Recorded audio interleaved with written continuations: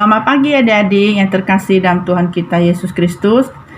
Selamat pagi, pada pagi hari ini kita akan mengikuti ibadah online. Kita akan beribadah, memuji dan menyembah Tuhan ya. Nah, pada pagi hari ini kakak akan menyampaikan firman Tuhan ya. Sebelum kita mendengar firman Tuhan, mari kita berdoa. Bapa yang di surga, terima kasih, kami mengucap syukur kepada Engkau untuk segala kebaikan, kemurahan, kebesaran, dan keagungan-Mu. Dan pada pagi hari ini kami mau mendengarkan firman Tuhan. Tuhan pimpin, Tuhan tuntun, Tuhan menyertai kami. Terima kasih ya Bapa, Kau berkati hati dan telinga kami yang mendengar, agar kami boleh mengerti apa yang diajarkan oleh firman Tuhan pada pagi hari ini. Terima kasih Tuhan, hanya di dalam nama Tuhan Yesus kami ucap syukur dan berdoa. Amin. Nah, jadi pada pagi hari ini kita akan belajar tentang pengetahuan padang gurun ya. Nah, pada pagi hari ini kakak akan membawakan firman Tuhan tentang padang gurun. Siapakah yang ada di padang gurun? Siapa yang tahu itu padang gurun ya? Nah, padang gurun itu bentuknya tandus, penuh dengan pasir, tidak ada air, panas, terus dia penuh dengan bebatuan dan tidak ada kehidupan. Biasa di padang pasir itu hawanya terlalu panas ya, jadi kebanyakan hewan atau manusia tidak bisa hidup di situ karena airnya serba kekurangan. Nah, pada pagi hari ini Alkitab kakak ya. Nah, di Alkitab kakak terdapat di dalam Matius pasal 4 ayat 1 sampai dengan ayat yang ke-11. Terus ada juga yang di dalam Lukas pasal 4 ya. Nah, adik-adik bisa buka, minta papa mamanya bantu bacain kalau adik-adik tidak bisa membaca. Bagi adik-adik yang sudah membaca, adik-adik dapat membaca firman Tuhan ini. Nah, pada pagi hari ini di Alkitab kakak mengatakan setelah Yesus dibaptis ya oleh Yohanes Pembaptis, Roh Allah membawa Yesus ke padang gurun. Nah, padang gurun seperti tadi yang sudah kakak katakan, sudah kakak ceritakan, di situ tidak ada apa-apa ya, tidak ada makanan, tidak ada bentuk apapun ya selain pasir, bebatuan, hawa panas dan tidak ada kehidupan. Ya. Nah, lalu datanglah si iblis ya. Dia ingin mencobai Yesus. Dia ingin membuat Yesus berpuasa. Nah, pada hari itu berpuasalah Yesus selama 40 hari 40 malam. Ya, lalu berkatalah iblis itu kepada Yesus ya. Nah, karena Yesus pada hari itu merasa lapar ya, karena sudah berpuasa 40 hari 40 malam. Si iblis ini berkata, "Jika engkau anak Allah, suruhlah batu itu menjadi roti." Nah, apa yang dikatakan Yesus untuk kemudiannya? Nah, jawab Yesus, "Tulis, manusia hidup bukan dari roti saja, tetapi dari setiap firman yang keluar dari mulut Allah." Kemudian, ya, iblis membawa Yesus lagi ke bubungan bait Allah, ke kota suci. Di situ iblis berkata kepada Yesus, "Jika engkau anak Allah, jatuhkanlah dirimu, sebab ada tertulis ya, mengenai engkau ia akan memerintahkan malaikat-malaikat itu akan menatang Yesus di atas tangannya supaya kakinya tidak terantuk." Itu yang dikatakan iblis di dalam ayat firman Tuhan ini ya. Nah, kemudian apa yang terjadi adik-adik ya di situ ya? Apakah Yesus menuruti apa yang dikatakan si iblis? Apakah dia akan melompat ke bawah ya? Karena dia bilang ada malaikat-malaikat yang akan menatang Yesus di atas tangannya ya.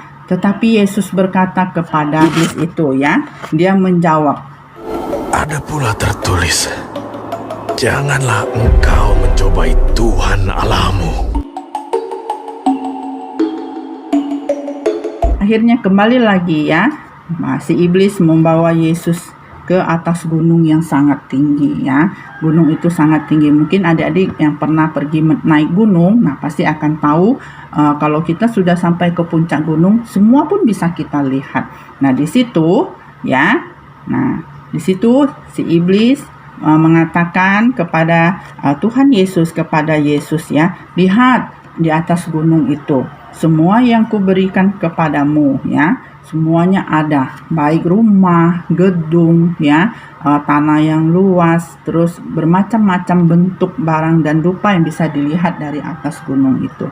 Nah, apa yang terjadi adik-adik di situ, kan? Dia berkata apa, kan? Nah, semuanya akan aku berikan kepadamu, kata si iblis itu kepada Yesus, ya. Semuanya, tetapi engkau harus sujud menyembah kepada aku. Nah, lalu apa yang terjadi, ya? Kata Alkitab, kata Tuhan Yesus berkata, Sebab ada tertulis, engkau harus menyembah Tuhan Allahmu, dan hanya kepada Dia sajalah engkau berbakti.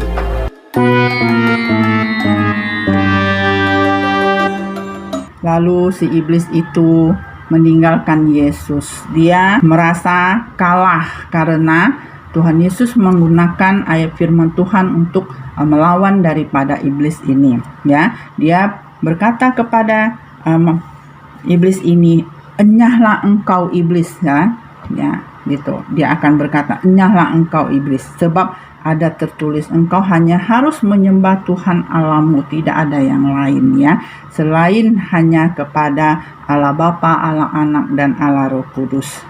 Nah, lalu tidak seberapa lama kemudian para malaikat itu datang, dia membawa makanan, ya, mereka membawa makanan melayani Yesus, mereka memberkati dengan apa yang Yesus lakukan, ya, mereka melayani Yesus dengan sukacita, ya, karena Yesus adalah Raja. Yesus adalah berkuasa, ya, dia berkuasa atas makanan, malaikat, atas kehidupan kita, atas semuanya, adik-adik. Nah, adik-adik, kita patut bersyukur kepada Tuhan. Melalui firman Tuhan ini, Yesus mengajarkan kepada kita, dalam kondisi apapun, dalam kondisi bagaimanapun, kita harus bersandar dan berharap kepada Tuhan. Papa Mama, ya, nah di rumah, begitu juga dengan Koko, Cece, nah, adik-adik di rumah yang mungkin sekolah masih di rumah, ya, nah terus Papa Mama yang sulit bekerja di luar atau juga mereka bekerja di dalam, kita dapat berdoa, ya, kepada Tuhan, karena Tuhan pasti akan menyiapkan dan menyediakan untuk adik-adik, untuk Papa Mama, untuk Cece dan Koko semuanya, ya, termasuk kakak-kakak guru sekolah minggunya. Tuhan akan memberkati usaha pekerjaan mereka, Tuhan akan berkati semua sekolah mereka, ya. Nah, kita berdoa, kita mengucap syukur kepada Tuhan. Nah, firman Tuhan kakak sampai di sini, kita akan masuk di dalam doa. Bapa yang di surga, terima kasih, kami mengucap syukur kepada Engkau karena pada pagi hari ini boleh belajar firman Tuhan. Tuhan pimpin, Tuhan tuntun kami untuk belajar, untuk mengerti bahwa Engkau adalah Allah yang berkuasa, Allah yang bisa melakukan segala sesuatu.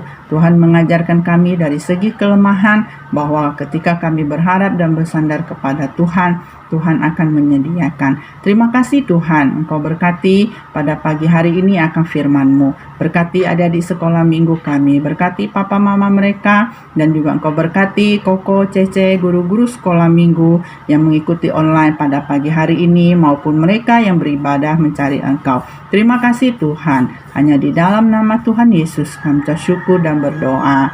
Amin. Nah, untuk acara penutup kita, kakak ada kuis, ya.